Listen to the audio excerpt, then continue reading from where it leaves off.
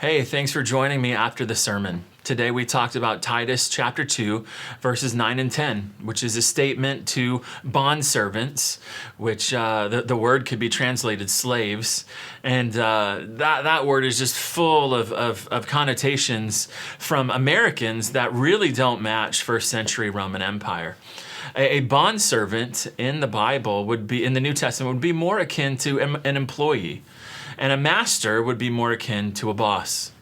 And so we talked about the passage today. And if you were to go read Titus 2, 9, and 10, it is so different than how our culture says employees should be with their bosses.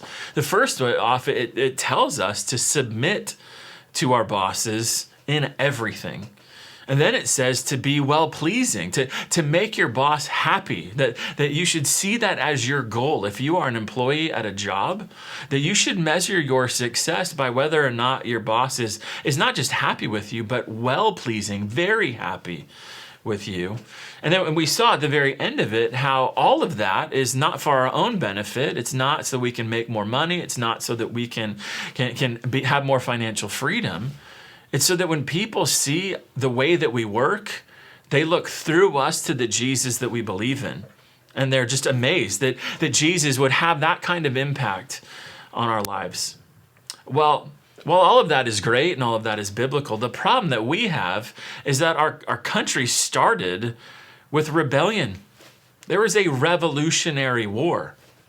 And so built into the American psyche is that we distance ourselves from our authorities. We see ourselves as adversarial to our authorities. It's like there's an old revolutionary soldier living in all of our hearts, so that when we see a text like Titus chapter 2, verses 9 and 10, or Ephesians 6, or Colossians 3, or 1 Timothy 6, or 1 Peter chapter 2, when we see these texts, there is an automatic push against those texts when we really understand what they're saying. And so you've got to watch that, because Christian, at the end of the day, how you are at your job tells your coworkers and tells your boss whether or not Jesus is actually legitimate and someone that they should follow too. And I told the story about a lady that came to me after the first service and told me two important stories. She first said that her boss came to her one day and she said, "Hey, I know we've hired some of the people at your church. I just want you to know, if anyone at your church wants a job, I will hire them on the spot. Because if the people at your church are like the ones that we've hired, we want a store full of people who follow Christ." And then second, she told me the story about how her boss came to her one day and said, "Hey, I want you to fudge these numbers a little bit." And she just said, "No, I'm not going to do that." And they said, well, write down the inventory and then I'll fudge the numbers. And she said, "No, I'd be part of that. I don't want to do that either." And her boss got mad at her and he yelled at her and told her, "Get out of here."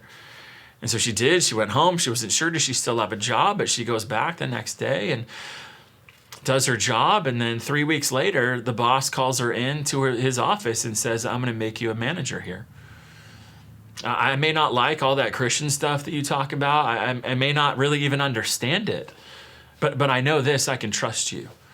That's the hope, that's the goal, is that non-Christians, the ones that we work with, will see our lives and they will go, Jesus must be beautiful. He must be special, that our lives are meant to pull out the beauty that Jesus already has as they see our devotion to him at our jobs. And so I hope that's a challenge, and I hope this really spurs you to go watch the whole sermon and to see how God will use that in your life. Thanks for being here.